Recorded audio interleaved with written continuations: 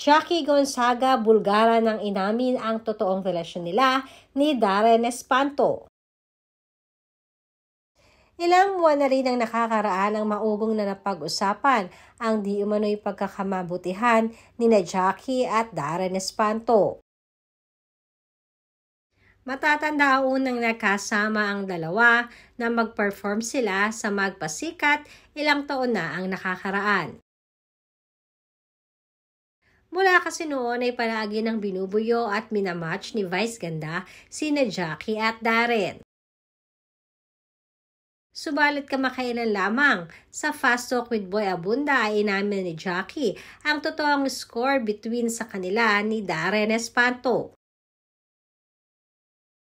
Ayon nga kay Jackie, hindi po kami ni Darren. Nanliligaw? Tanong ni Boy Abunda. Hindi rin po. Hindi rin po talaga. Yan nga ang sagot ni Jackie.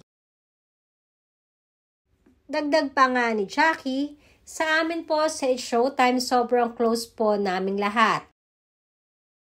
Yung relationship namin talaga roon, iba po talaga.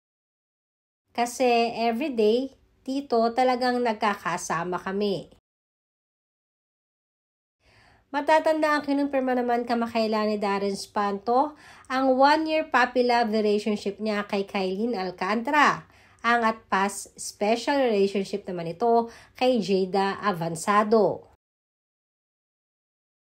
Matatanda ang bago nga ito ay nalink na rin si Darren sa anak ni Carmilla Viruel at ni Zoren Legaspi na si Cassie Legaspi.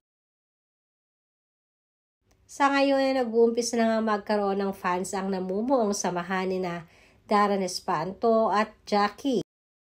At ayon na rin sa mga netizens ay wala namang masama doon dahil parehas naman silang single.